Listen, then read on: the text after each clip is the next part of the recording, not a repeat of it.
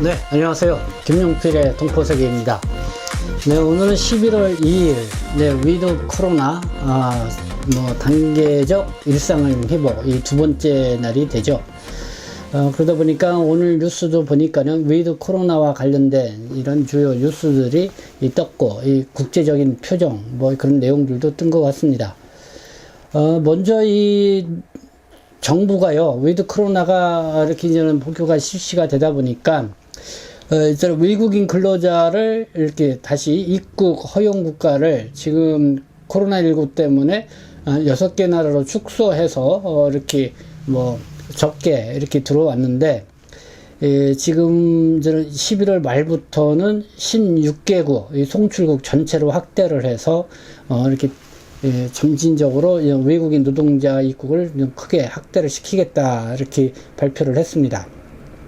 네, 안경덕 고용노동부 장관이 직접 이 안산시에 있는 제조업체를 이렇게 돌면서 이런 얘기를 했는데요. 근데 이와 같은 보도가 나가니까요, 지금 코로나19가 위드 코로나이긴 하지만은 아직 안심할 단계는 아니죠. 그리고 또 국내에 이렇게 불법 체류 중인 미등록된 외국인도 40만 명 가까이가 되고 있는 이런 상황인데, 이렇게 신규 외국인 노동자를 도입을 하는 거 신중해야 되지 않냐. 먼저 이 국내 이렇게 불법 체류 외국인 문제부터 해결을 해야 되지 않냐라는 이런 목소리도 나오고 있다는 것을 여러분들에게 전해드립니다. 네, 위드 코로나, 한국에서는 11월 1일서부터, 어제부터 본격적으로 이렇게 시행을 했다고 하지만은, 이 관심은 아무래도 먼저 위드 코로나를 실시한 이 국가들에게 관심이 쏠리는 것 같습니다. 유럽 지역이죠. 그래서 유럽 지역 같은 경우는 먼저 이렇게 지난 9월부터 위드 코로나를 실시를 이렇게 하고, 어떤 나라는 마스크까지 쓰지 않도록 이렇게 했는데, 이 코로나19 확진자가 많이 발생을 하다 보니까 다시 방역을 강화시키는 그런 방향으로 이렇게 선회하고 있다라는 그런 뉴스도 나오고 있습니다. 그래서 오늘은 주요하게 그런 나라가 네덜란드가 그렇고요, 또 오스트리아가 그렇고요. 앞전에는 영국 같은 경우가 상당히 많은 이 코로나19 확진자가 발생했다 해서 한참 시끄러웠었죠. 그래서 위드 코로나를 먼저 실시한 이 유럽 국가들 확진자가 이렇게 늘어나기 때문에 방역 강화를 하는 그런 방침으로 이렇게 선회하고 있다, 이런 것도 좀 주요하게 뉴스에 보도가 됐습니다. 네, 그리고 위드 코로나가 시작되는 첫날, 네, 이 확진자가 국내에서는 1863명 이렇게 나왔습니다. 이 전날 1159명이었는데요. 더 이렇게 많이 나온 거죠.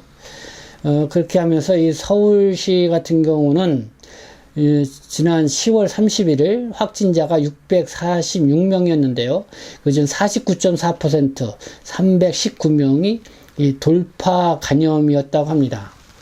그러니까 이 백신 접종을 했음에도 불구하고 또 역시 이 코로나19에 이 감염된 그런 사례라는 것이죠. 그래서 이 백신 접종을 했다 하더라도 이 마스크 쓰고 이 방역 준칙을 계속해서 지키는 것은 필요하다. 그렇지만은 이렇게 백신 접종을 하게 되면은 이 백신 접종을 하지 않는 사람들보다 이 중증 환자가 많이 이제 감소된다. 그런 보고가 나와 있죠. 그래서 이 서울시의 이 박유미 시민건강국장은 이렇게 얘기를 하고 있습니다. 이 백신 예방 접종은 중증화와 사망률을 낮출 뿐만 아니라 자신의 감염을 예방하고 다른 사람에게 전파 가능성을 줄여준다. 그래서 미접종자들은 접종에 적극 동참하기 바란다고 이렇게 얘기를 하고 있습니다. 그래서 위드 코로나가 지금 시행을 하고는 있지만은 앞으로도 이전에 못지않은 여러 이 고비가 있을 것이다고까지 이렇게 이야기를 했는데요. 어쨌든 이 11월 1일, 2일 위드 코로나 실시한 첫째 날, 둘째 날 계속해서 국내외 위드 코로나와 관련돼서 이 변화된 상황을 이렇게 보여주고 있습니다. 이 위드 코로나 때문에 이 세계 각국의 공항이 다시 활기를 띠는 그런 모습도 사진과 함께 실렸습니다. 뭐 태국, 이스라엘, 호주 뭐 이런 나라들은 어쨌든 지금 관광객을 이렇게 받아들이기 위해서 이렇게 좀 하늘길을 개방을 했고 활기찬 모습을 보였다, 이런 뉴스도 나오고 있습니다. 네, 그런 가운데요, 어제 방송을 보시고 이렇게 질문해 주신 분이 있었습니다. 현재 이 백신을 미접종을 한 상태인데, 백신을 미접종한 상태에서 이 코로나에 걸리면은 자기 부담으로 치료를 해야 하나요? 하는 이런 질문이었습니다.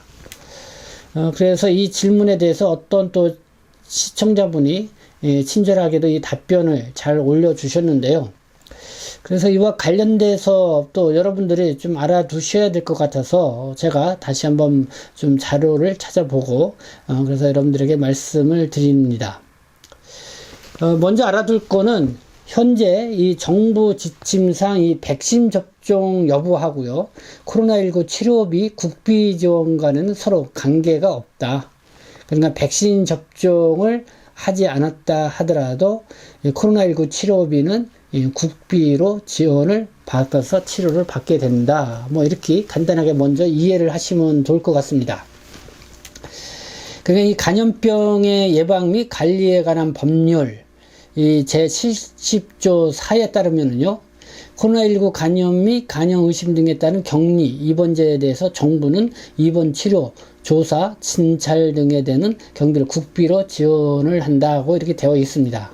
그래서 이 백신 접종을 하지 않았다 하더라도 코로나19에 감염이 됐을 경우에는 그 치료비는 국비, 그러니까 정부 지원으로 받을 수 있다, 이렇게 이해하시면 될 것 같습니다. 이와 관련된 내용을 지난 3월 30일 이 질병관리청이요, 코로나 바이러스 감염과 이 격리 입원 치료비와 관련돼서 이 질의응답 이렇게 내용으로 이 공지한 내용이 있습니다. 그래서 그 내용을 좀 보면은 그러니까 PCR 검사, 그러니까 코로나19 있는 핵산 검사죠.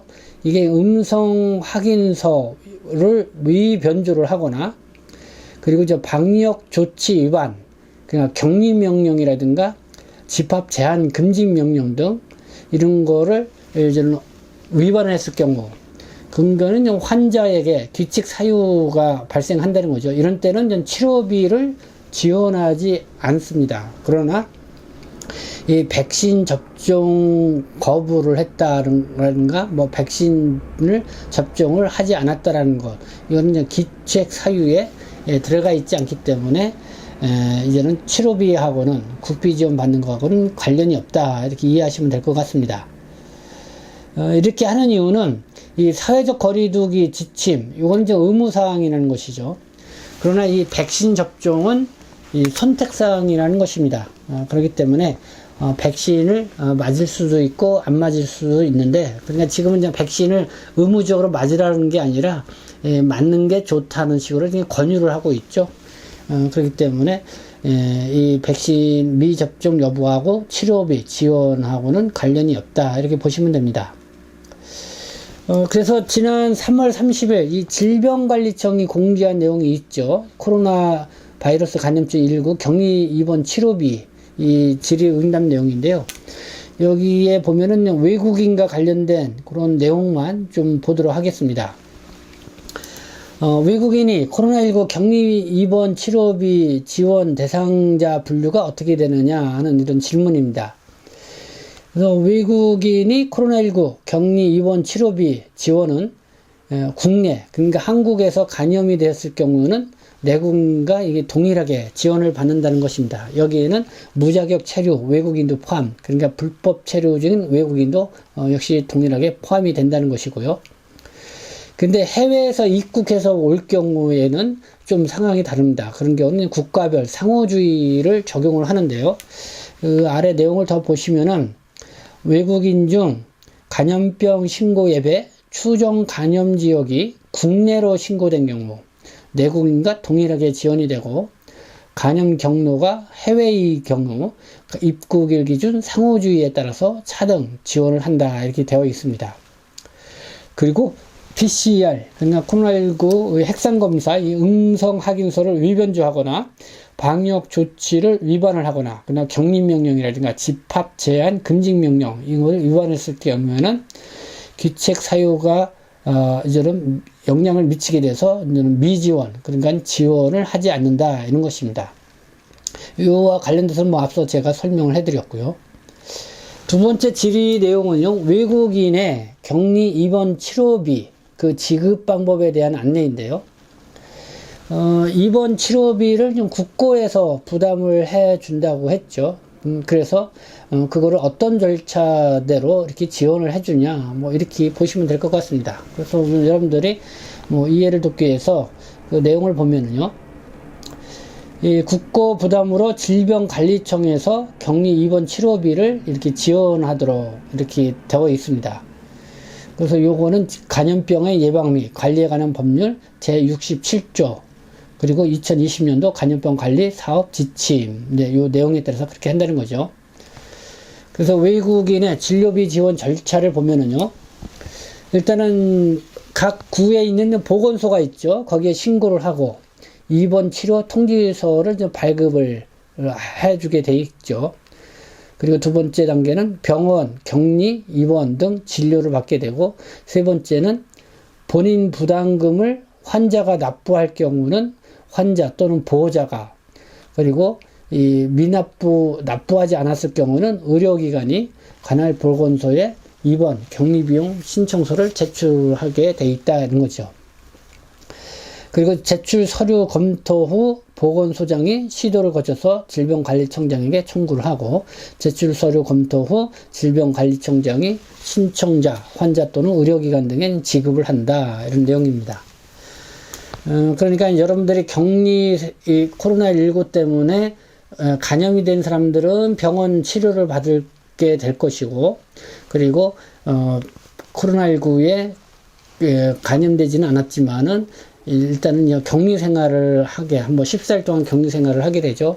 그렇게 하게 되면은 역시 거기에 대한 비용을 지급을 국고로 지원을 받는다, 이렇게 보시면 되는데, 보통 이렇게 격리 생활을 하시는 분들에게는 이렇게 뭐 건설 현장이라든가 이런 데서 식당에 갔는데 거기서 확진자가 나왔죠. 그러면 거기에 들렀던 사람들은 다 이 14일간 격리 생활을 해야 되는데, 그렇게 격리 생활을 하는 사람들에게는 14일간 격리 생활을 하는 걸로 해서 뭐 50만 원 상당의 이렇게 국고 지원을 해주는 걸로 알고 있습니다. 그래서 그거는 뭐 생필품으로 받을 수도 있고, 아니면은 그거를 현금으로 이렇게 받을 수도 있다고 하는데요. 그거는 이제 보건소에 이렇게 그쪽에서 이제 파악해서 이렇게 지원을 하고 있다, 이렇게 보시면 될 것 같습니다. 네, 위드 코로나 이 시기를 맞이해서 우리가 좀 반드시 알아두어야 할 것은 알아두고, 그렇게 하면서 이런 단계적 일상 회복이 뭐 정상적으로 좀 더 잘 진행이 될 수도 있도록 우리가 다 같이 노력을 해야 된다고 생각합니다. 그래서 이와 관련돼서 이 질병관리청에서도 최근에 이렇게 공지한 그런 내용들이 있어서요.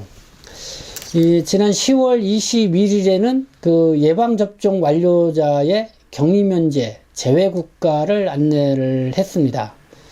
그래서 이 질병관리청이 매달 이렇게 격리면제에서 이 제외되는 국가를 이렇게 공지를 하고 있는데, 이 10월 20일에는 11월 달에 제외되는 나라를 공지를 했고요.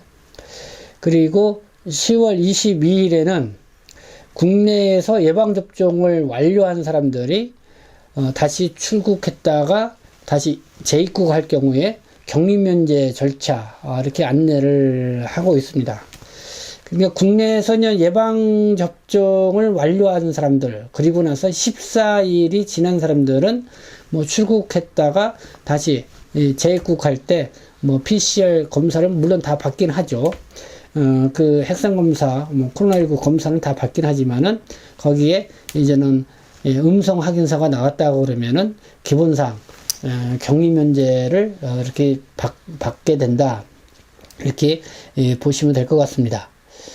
그리고 어제 11월 1일에는 해외 입국자의 방역관리 흐름도 변경 안내를 공지를 했습니다.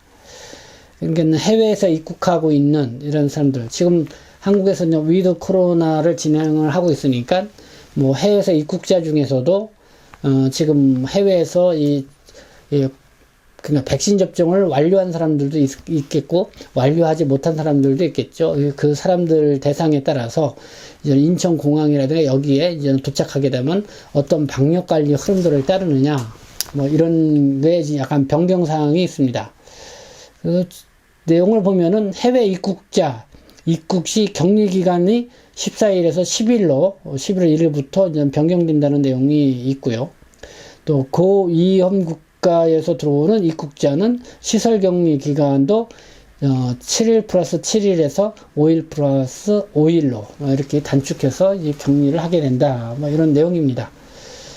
요와 관련된 좀 구체적인 내용은 제가 별도로 다시 여러분들에게 하나하나 이렇게 말씀을 드리도록 하겠습니다. 오늘은 이 위드 코로나와 관련돼서 뭐 이렇게 좀 주요한 내용들이 있어서 여러분들에게 말씀을 드렸습니다. 네, 우리가 계속해서 좀 관심을 갖고 봐야 될 것 같습니다. 네, 지금까지 시청해 주셔서 감사합니다. 저는 동포세계시민 대표 편집장 김용필이었습니다.